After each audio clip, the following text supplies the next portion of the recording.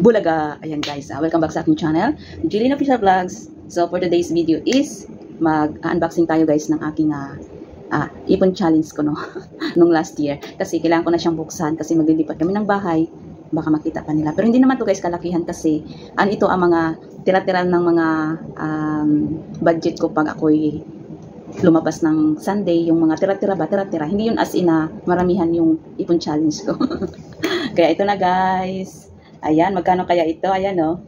2024 ipon challenge.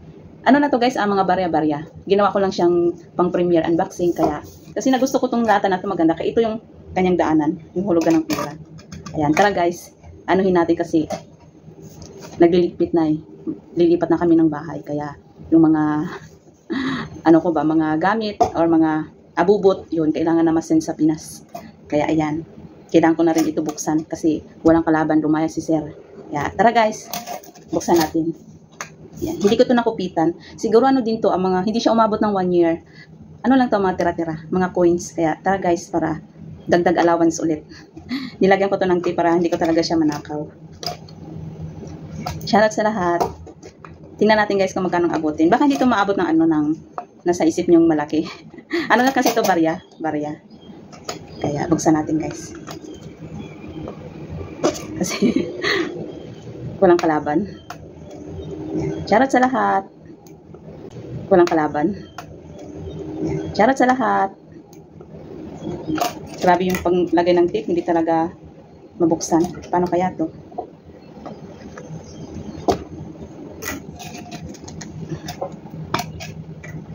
Wait guys, kuha ako ng kutsilyo. Okay, kutsilyohin natin. Grabe no. Ayaw magpabukas. Hindi na siya mabuksan.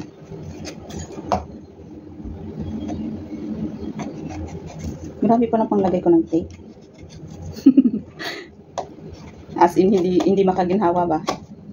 Hindi to guys umabot ng 1 year. Basta alam niyo na yun. Hindi to kalakihan na nasa isip niyo dyan. Ano lang to, makabili lang to ng isang order ng McDonald's. Uy. So, kailangan ko talaga ito tanggalin. Kailangan ko talaga tanggalin yung tape niya. Kasi dito yung niya sa puwitan eh. Grabe ang pang-murder ko no. As in, walang-wala na, hindi talaga madukot kung sakali. Ayun. Tinanggal ko yung tape niya.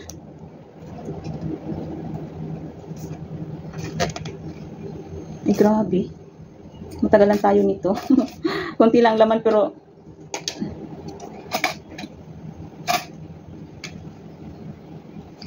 barya lang kasi ito guys eh, kaya ang hirap niya magpabukas. Wait lang. Nahirapan ng person sa kalisod. Ito na guys. Ginanong-ganong ko ng kutsilyo. Kaya ito na siya. Nabuksan ko na. Ayan. O diba? Sabi ko sa inyo barya. Tara buksan natin. Yan, sabi ko sa inyo barya. Ayan na. O diba? Ayan. O may mga papel din. O. What? Ayan, wala nang laman guys. Wala nang laman. Magkano kayang abutin ito? Tara guys, magbibilang tayo. Ayan. Ano lang to guys, hindi to gaanong kalakihan. Magbibilang tayo. Ito is 125 pesos. Ito matawag. 125 pesos. So itong dalawa is 250 pesos. So ibilang natin ng tig 100. 1, 2, 3, 4, 5. Siguro abot ng mga 700 pesos. Ay, hindi. Sobra. 3, 4, 5. 1, 2, 3, 4, 5. Ayan. Ito guys is nasa 70 pesos. $10. Kasi 7 yung palitan. Ng $1, 7 pesos. 7.14. Yan. May 200 na tayo. 1, 2, 3, 4, 5. Ginawa ko to guys nung last 2021 nata. Dito. 1, 2, 3, 4, 5. Uy, may 300 na. Wow, abot siguro ng 500. Nasa 3.5 pag 500. 1, 2, 3. O, dito na tayo sa 10, 10, 20, 30, 40, 50. Oh, may 50 pa. So, 50 plus tatlong 10. 50, 100. Bali, meron na tayong 1, 2, 3, 4. Oh, may 100 na buo. 5. 6. Ay! Kulang-kulang 4,000. Uy, meron pa.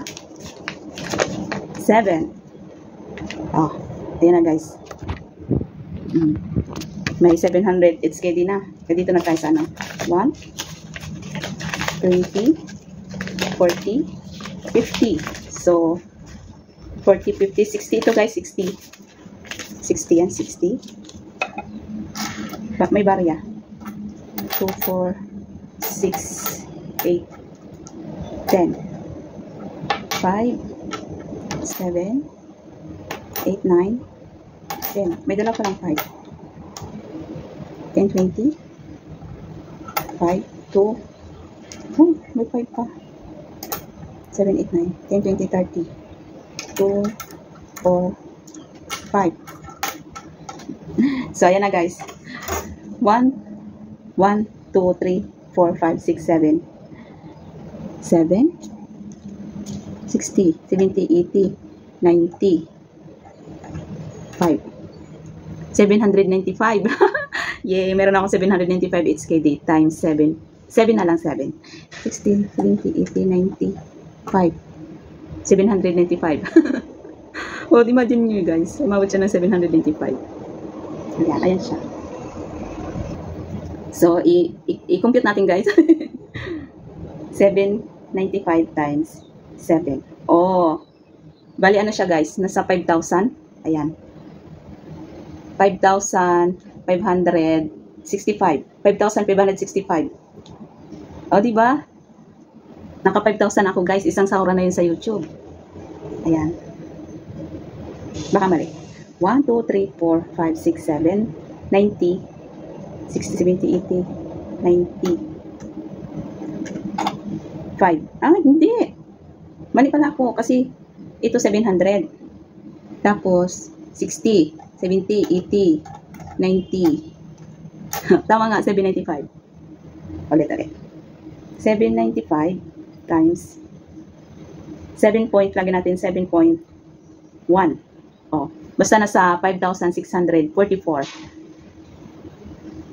equals 5,664. Ayan guys. Sa ano yan guys? Sa, di ba every Sunday yung holiday namin dito? Bali, pag wala akong gala, hanggang dito lang ako. Minsan nag-spend lang ako ng $50. Minsan hindi na ako nagbe-breakfast. Dito ako nagbe-breakfast bago umalis ng bahay kasi sumasabay na lang ako sa 3 kong alaga. Kasi mag-asawa, tulog pa. So, pinapakain ko muna sila kung anong mailuto ko dyan sa freezer or kung may tinapay sila, ganyan, or noodles. Gusto ng noodles. Nagiki-noodles na din ako. O, diba? Para pagdating ko sa McDo, ang aking tambayan kasi libre wifi, kunik-kunik na lang mag-live ako every Sunday. Yun lang yung buhay. Minsan, pag gusto ko rin gumagala ako. Kaya, minsan, yung 100, kasi sa isang linggo, yung budget ko is 100. So, itong 100 na to, pag hindi ako gumala, hindi yan siya mauubos ng holiday ko isang Sunday. Kasi ang isang buwan, yung Sunday niya is 4. So, every salary ko, nagtatabi ako ng 500 HKD. Pero sa mga ganyan sa pira, hindi yun kakasya sa kanila. Isang linggo lang yun pag yung waldas ka sa pira. O, pag gumala ka, 200. Pagkain mo pa lunch yun. Hindi naman sa pagtitipid. Kasi minsan, nagigames na lang ako pag wala akong malakwatsahan. Kaya minsan, pag gusto kong gumagala talaga ako. Nakakawas ako ng tig 150 HKD. Nasa ano din yun, nasa kulang-kulang 1,000 pesos. O, diba? Kaya pag wala dyan lang kami, mga kumare ko, kumarites, kakain ka ng lunch, minsan 46. O, tapos pagdating ng dinner, merong 39, burger, Mac burger, yung ganun. Kaya minsan yung 100 mo, hindi talaga maubos. Kaya ito yung mga tira-tira ng mga coins, diyan ko na hinuhulog. Ayan. Bali, hindi naman to siya umabot ng 1 year. Kaya, thank you guys sa panonood. Naka 5-6 pesos tayo, di ba? Gawain ko to guys noon pa. Meron din ako noon in-unboxing na hindi ko alam kung magkano. Hindi na naman siya umabot 10,000. Kaya ayan, meron akong pera. Malaking bagay na rin. 3, 4, 5, 6, 7, 95. O, di ba guys?